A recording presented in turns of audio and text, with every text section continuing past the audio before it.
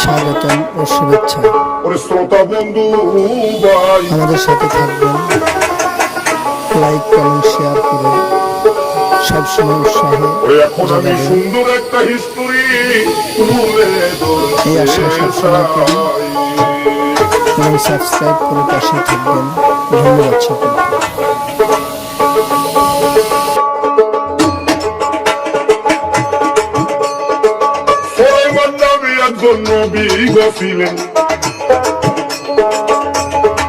তার কথা হইল আমার মনে, এই সুলাইমান নবী ঘরে বসে তিনি দেখিলেন কোরআনে, সেই কোরআনে ফরমাইয়াছে আমাদের আপে মালিক সাইয়্যিদ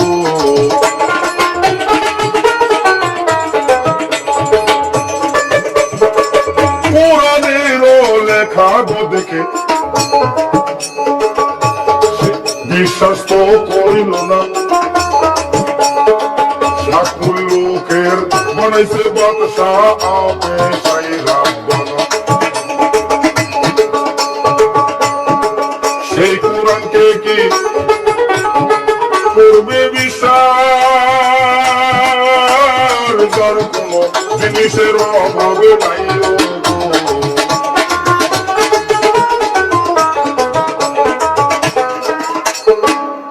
সুলাইমান পয়গম্বর, সুলাইমান নবী উনি একদিন ওনার বাসায় বসে উনি কোরআন খুলে কোরআনের মধ্যে লক্ষ্য করে দেখেন যে কোরআনের ভিতরে লেখা আছে, কোরআনের মধ্যে আল্লাহ লিখে দিয়েছেন,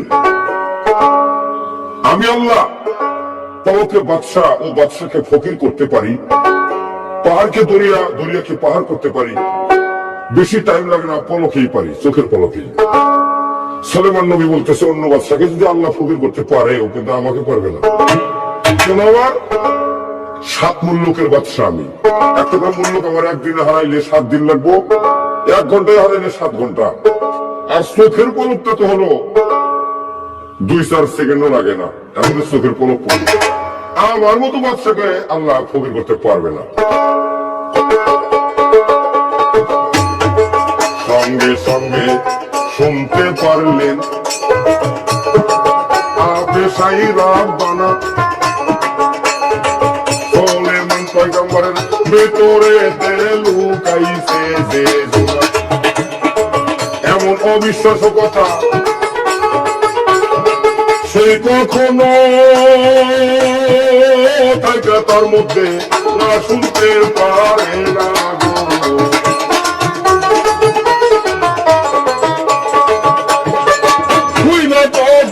আপে রব্বানা, আপে মালিক সাইয়্যিদ, ফেরেশতাদেরকে ডাক দিয়া তিনি জিজ্ঞাসা করে কয়,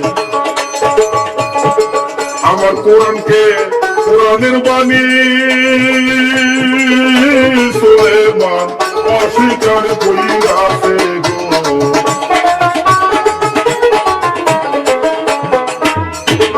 আল্লাহ বলতেছে, এই ফেরেশতারা আমার কোরআনের বাণীকে সুলাইমান যে অস্বীকার করলো, তোমরা একটু বলো না আমি কি সুলাইমানকে একটা ফকির বানাইতে পারবো না?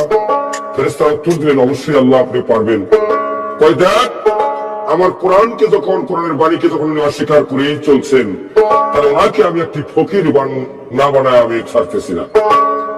কিন্তু সুলাইমান পয়গম্বরকে আল্লাহ তাআলা একটি বস্তু দান করেছিলেন, বস্তুটার নাম হচ্ছে একটি পাথর, পাথরের নাম হলো সুলাইমানি পাথর।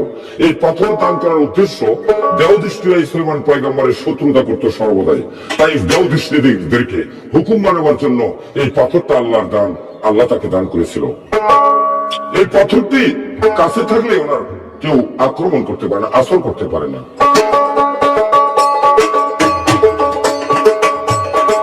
রাস্তা দিয়া যাইতাছে একদিন সুলাইমান পয়গম্বরে,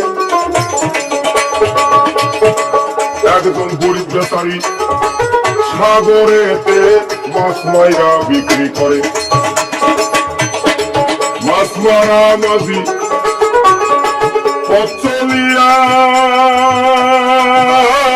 যখন পথে রওনা করে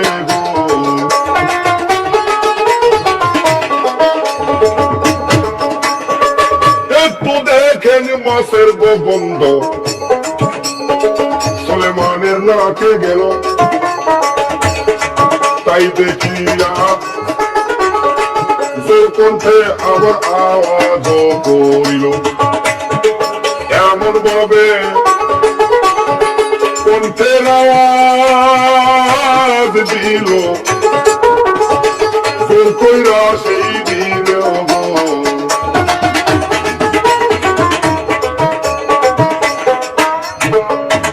একজন মাছ মারা মাঝি মাছ মারে বিক্রি করে উনি জীবিকা অর্জন করেন এবং জীবন বাঁচান। এই মাঝি মাছ মারে বিক্রি করে যাওয়ার পথে সুলেমানের সঙ্গে দেখা হওয়ার সঙ্গে সঙ্গেই একটু মাছের গন্ধ লেগেছিল ওনার নাকে। ওই সুলেমান করেছিলেন কি, ওই মাছ মারা মাঝিটাকে জাল্লাটাকে জোর আওয়াজ কণ্ঠে দিয়া ঝাটকা দিয়েছিল, এই বেটা তুই জানিস না আমি সুলেমান বাদশা আসতেছি, তোর গায়ে বিশ্রী আসতে গন্ধ করতেছে, বেটা বাঘ। তাই পাইছিলেন অন্তরে একটু দুঃখ ব্যথা, আল্লাহর কাছে করেছিল নালিশ, হে আল্লাহ তোমার সুলেমান বাদশা তাকে অনেক অনেক বাদশাহী দিয়েছো আর আমাকে দিয়েছো জালের বোঝা, আর তার বাদশাহী আছে দেখে আমাকে ইনকার অহংকার করে কথা বললো। আল্লাহ হে আল্লাহ এই অহংকারের ফল দেখতে চাই।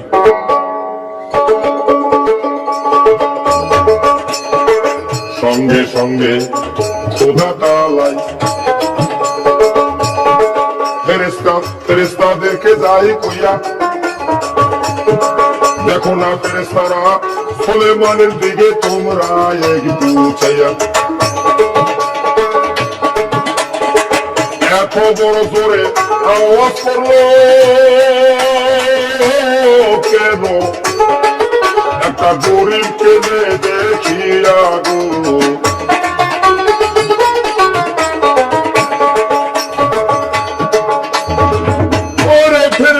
তোমরাই গো বলো সুলেমানকে আমি যাইয়া একটি জাল্লা বানাতে পারি কিনা তোমরাই দাও বলিয়া। জাল্লা বানাইতে পারবে এই সুলেমানকে আল্লাহর কাছে ফেরেশতারা স্বীকার যায় করিয়া গো।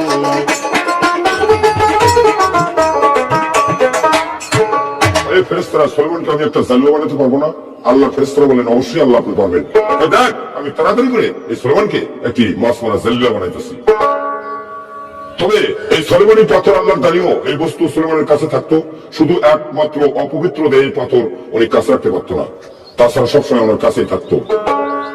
এই পাথরের একটি বৈশিষ্ট্য ছিল, এই পাথরটা যখন সুলেমানের কাছে থাকে তখন সুলেমানকে বাদশার মতো মনে হবে, আর পাথরটা যদি কাছ থেকে দূরে রাখে তাহলে ওনাকে আর বাদশার মতো সুরুত থাকবে না। এই সুলেমানের একদিন পায়খানার বেগ হয়ে গেল, দাসীরাতে পাথরটা আংটিটা খুলে দিলেন, হে আংটি, দাসী তুমি আংটিটা ধরে রেখো, আমার কার্য সেরে এসে আমি আংটি আমার টান বুঝে নেব। দাসী বললেন ঠিক আছে বাদশার মতো আপনি চলে যান, আমি যতক্ষণ আপনি আমার কাছে না আসবেন না তখন আমি কাউকে আংটি দেবো না। এই আংটিটি দাসীর হাতে দিয়া উনি চলে গেলেন ওনার টয়লারের কাজে।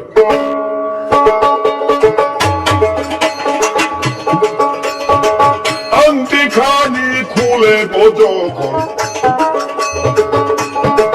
দাসীর হাতে দিল দিয়া, ওই সময়ে একজন দেও বেটা দেখিলেন চাইয়া, দেও দানবেরা ঘুরতে পারে তারা, দেখে মানুষের শুরু ধরিয়া গো।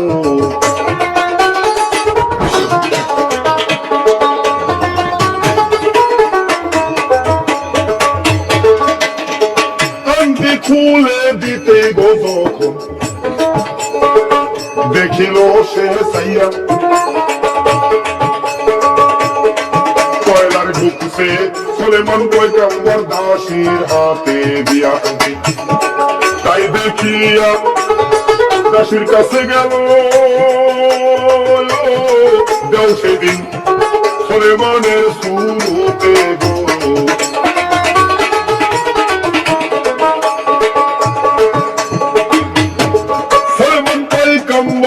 রূপ ধরিয়া দাসীর বলছে চাইয়া,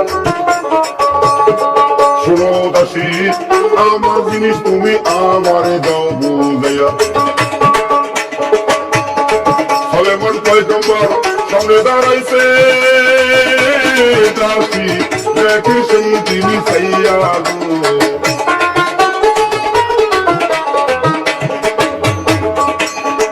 পয়গম্বরের হাতের গো জিনিস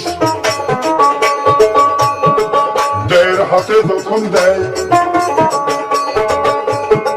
আংটি লইয়া এই দবে তো সেদিন সিংহাসনে যায় বর্ষা শুরুতে বসলো তাতে সুলেমান বাদশার মতো সবাই দেখতেই পায় গো।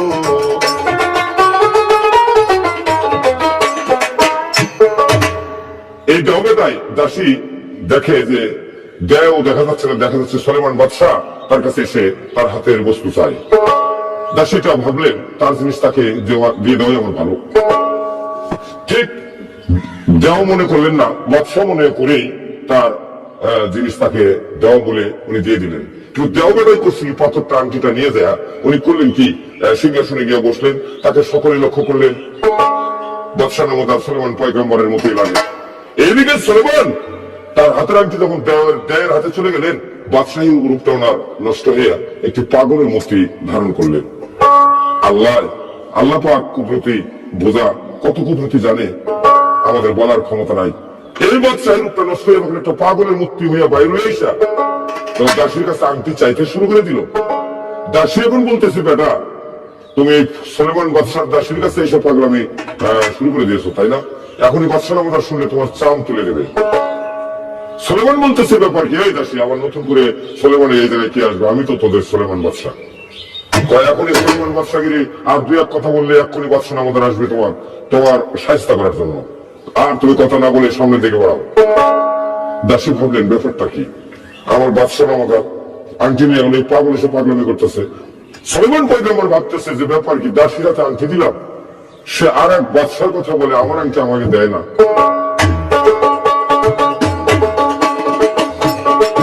ওনার যত স্ত্রী ছিল গেল প্রত্যেক ঘরে ঘরে, কেহ তাকে স্বামী বলে গ্রহণ না তো করে। পাগল বইলা তারা কত ভাবে করে অপমান, ইট পাথর মারে গো।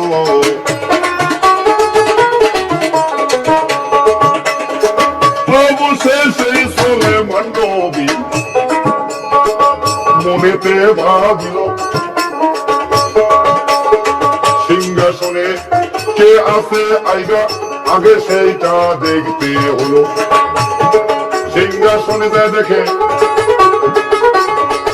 আবুল নামে দেও একটি বসিয়া রহিয়াছে গো।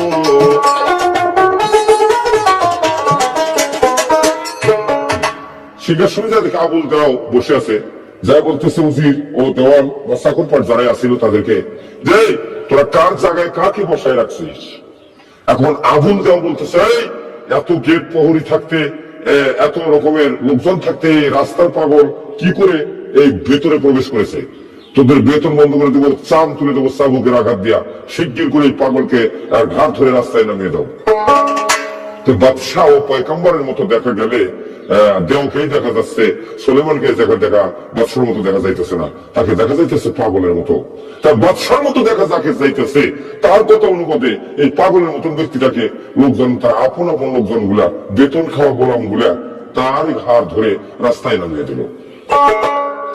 তাই দেখেন, এত বড় একটি আল্লাহর পয়গম্বর সামান্যটুকু অহংকারী করার ফলে যদি এত বড় শাস্তি হইতে পারে, দুনিয়ার জনগণ আমি বিশেষ অনুরোধ জানাই, আমি অন্ধ ফজলু, আমরাও যেন এতটুকু অহংকার কাউকে না করি। কেন উনি পয়গম্বরকে রেহাই দেন নাই, তাহলে আপনাকে আমাকে রেহাই দেবে না।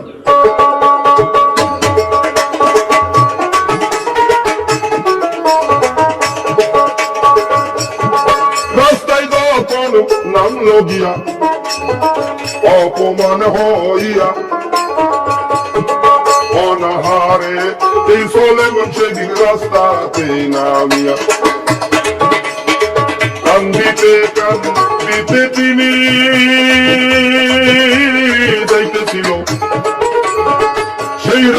দরিয়া গো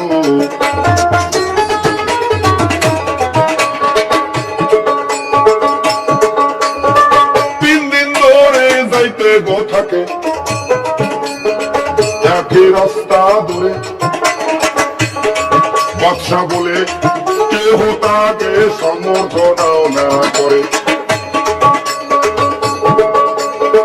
পাগল বইলাও কেউ তাহলে একটু খানা দিয়া সহযোগিতাও না করে গো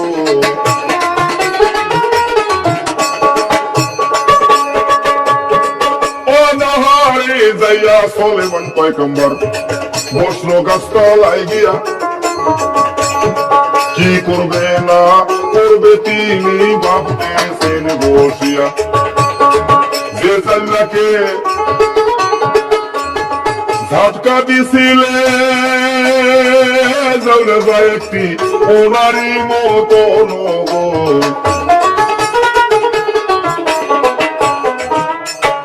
সুলাইমান পয়গম্বর একটি গাছতলায় বসে মনে মনে চিন্তা করতেছে এখন আমাকে যে কোনো কারো কাছে আশ্রয় নিতে হবে আমার আপন আপন জনের তো সবাই আমাকে পর করে আমাকে অপমান করে বিদায় করে দিল তখন উনি এক গাছতলায় বসে লক্ষ্য করে দেখে যে জাল্লাকে উনি ঝাটকা দিয়েছিল ওনার মতো একজন জাল্লা ব্যক্তি জালের বোঝা নিয়ে রওনা দিয়েছে জাল্লাকে বলছে চাচা চাচা জাল্লা ফিরে তাকাইয়া বলছে বাবা কি সমস্যা যে আমি একটা বেকার মানুষ আমি কোনো কাজকর্ম অভাবে আজকে রাস্তার গাছতলায় বসে আছি তাই আমি খিদের দ্বারা আমার অস্থির আপনি একটু আমাকে সঙ্গে নেবেন আমার জানলে মানুষ আমরা মাছ টাছ মারে আমি ইচ্ছে খাই এগুলো কাজ তুমি করতে পারবা কয় জি বাবা আমার পেটের খুদে বড় জ্বালা আমি এটাই করতে পারবো জানলে মনে করতেছে সর্বনাশ একটা দেখছেন দেখা যাচ্ছে বাচ্চা ছেলের মতো কোন বড় লোকের পোলার মতো দেখা যায় এই ছেলে কি করে মাছ মারা কাজ করবে এভাবে তুমি কি করতে পারবা কয় জি জি আমি পারবো কয় তাহলে চলো আমার মাছ মারতে যাওয়া এখন হলো না তোমার পেটে জানি ভাত নাই তোমার শুকনা গেছে শুকিয়ে গেছে গা কখন থেকে তুমি যেন কোন দিন থেকে খানা খাও না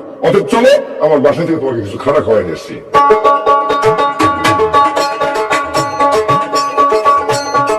সঙ্গে কইরা লইয়া মাঝি সাহেব তার বাসায় গেলেন লইয়া এই সুলাইমানকে একটুখানি খানা খাওয়াবে বলিয়া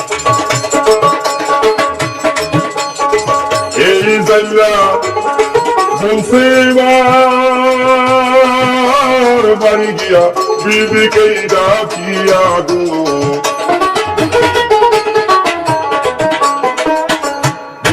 পাতিলে একটু খাবারটা থাকে বেচারারা একটু ভাত খায় না কোনদিন থেকে জানো এনাকে একটু খানা দেন তো ওনার স্ত্রী বলছে সাহা কেবলই লোকজন নিয়ে খাওয়ার পর নিয়ে খানা খাওয়া গেছেন আমার খানা কে আসমানে থেকে আসবে না আবার তৈরি করা লাগবে কয়ের অত বড় বড় কথা কেউ না কয় খানা থেকে করতে বলে পুরা চেঁচড়া কিছুই নাই কয় ছাগলের লেগে ছুসি পুরা চেঁচড়া খাবার গুলা কয় ওইটুকুই এনে দাও খায় তো বসে কোনটা বাসার পরে ভালো করে আনতে খাওয়াও তবে জাল্লার স্ত্রী করছে কি ওই পাতিলের তলা থেকে পুরা চেঁচড়া খাবার গুলাই না যখন সুলাইমান পয়গম্বরের সামনে দিয়েছে উনি খাবারের কালার দেখে উনি চোখের পানি ছেড়ে দিয়া মৌলার কাছে উনি দুঃখ জানাইতেছে মৌলা আজকে আমাকে এই অবস্থা হইতে হলো কেন কি ভুল করলাম তোমার কাছে মৌলা এই তো আমি 3 দিন আগে এই সমস্ত কালারের খাবার এই সমস্ত স্থলুত্রের খাবার গুলো আমার বাড়ির কুকুর বিলাই খাইতো আজকে সেই খাবার আমার ভাগ্যে না খাও তো জীবন বাঁচে না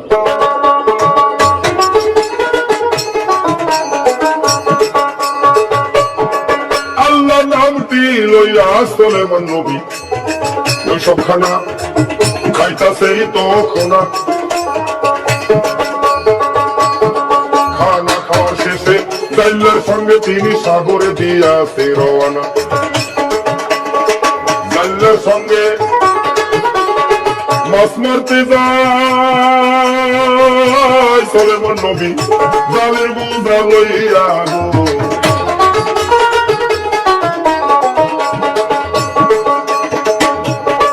যাইয়া যখন মাছ মারছে অনেক মনকে মন মাছ মারতাছে মাছের চাঙ্গারি তুইলা যখন সুলাইমানের মাথায় দিয়েছে মাছের পানি চোয়া চোয়া সুলাইমানের সমন্য শরীরে পড়তাছে গো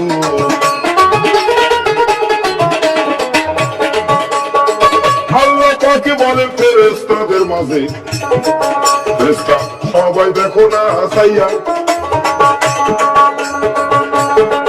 আজকে সুলেমানের নাকে মাছের গন্ধ প্রবেশ করতেছে না বুঝি যাইয়া। আজকে তাহার কেমন লাগতেছে ফেরেশতা তোমরা দেখো খবর লইয়া গো।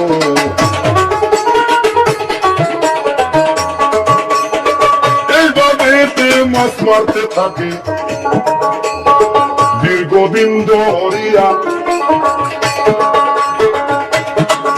আবুল জায়ের কিছু কথা আমার মনে যায় যে হইয়া, উল্টা সিধা বিচার তিনি শুরু করলো শেষের দিকে যাইয়া গো।